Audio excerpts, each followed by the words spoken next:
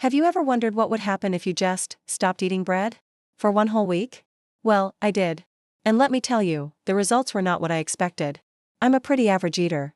A sandwich for lunch, toast for breakfast, maybe a dinner roll, bread is everywhere. So, I decided to cut it out completely for 7 days, just to see. I was half expecting to feel miserable and hungry all the time, but I also hoped for maybe a little less bloating and a bit more energy. So, stick around to find out what really happened when I broke up with bread for a week. The first 48 hours were, to be honest, a struggle. The cravings hit hard, especially around lunchtime. My brain was screaming for a simple sandwich, but my kitchen was now a no-bread zone. I felt a noticeable dip in my energy levels, almost like a sluggish, foggy feeling. I was definitely hungrier than usual, and I found myself constantly thinking about what I couldn't have. It made me realize just how much of my diet revolved around this one simple food. It was a real wake-up call to see how automatic it was to reach for bread. So, why does bread have such a hold on us? Most of the bread we eat, especially the white, fluffy kind, is made from refined carbohydrates. When you eat it, your body quickly breaks it down into sugar, causing a rapid spike in your blood sugar levels. Your pancreas then releases insulin to manage that sugar. This whole roller coaster can leave you feeling tired and craving more carbs shortly after. Plus, for some people, the gluten in bread can cause issues like bloating, gas, and inflammation. It's not that bread is inherently bad, but the way our bodies process the modern, highly refined versions can lead to some not-so-great effects. Around day 3, something started to shift. The intense cravings began to fade, and I noticed my stomach felt calmer. The usual afternoon bloating I'd accepted as normal was significantly reduced. I felt lighter. Mentally, it was a mixed bag. My mood was a bit unstable at first, probably from the sugar withdrawal. But by day 5, I felt a new sense of mental clarity. My focus at work sharpened, and that mid-afternoon brain fog started to lift. It was like a cloud was slowly clearing from my mind. My skin also seemed to look a bit brighter, which was a pleasant and unexpected surprise. So, what was I eating instead of my beloved bread? This experiment forced me to get creative. Breakfast became a bowl of oatmeal with berries and nuts, or scrambled eggs with avocado and spinach. For lunch, instead of a sandwich, I'd have a big salad packed with grilled chicken, quinoa, and tons of colorful veggies. Dinner was pretty similar to what I'd normally eat, just without the side of bread or pasta.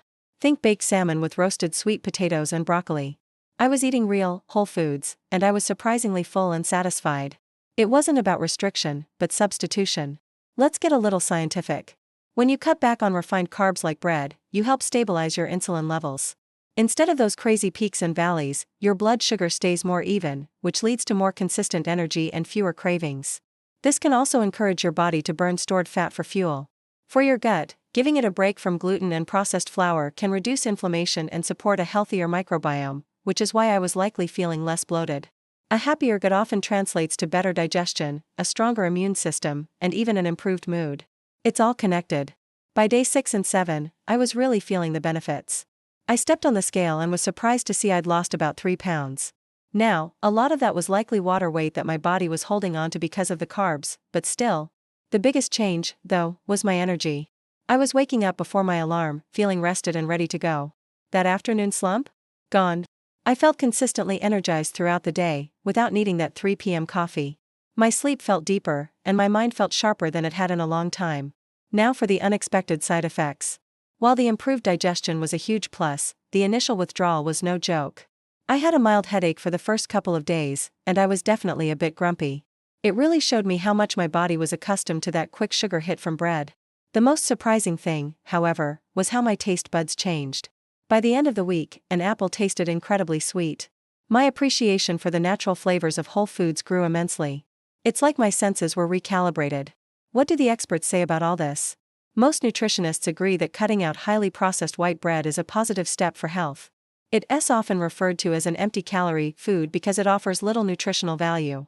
They emphasize replacing it with nutrient-dense carbohydrates like whole grains, fruits, and vegetables, rather than cutting out carbs altogether. A low-carb approach can be effective for some people for weight management and blood sugar control, but it's not a one-size-fits-all solution.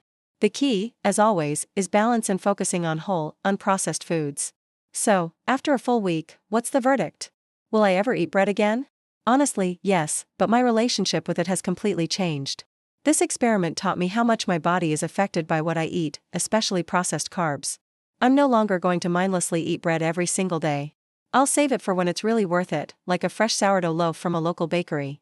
For my daily routine, I'm sticking with the healthier swaps because the benefits of increased energy, better digestion, and mental clarity are just too good to give up.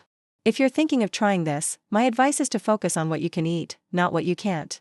Load up on veggies, protein, and healthy fats, and you might be surprised at how good you can feel. Thank you so much for watching my journey.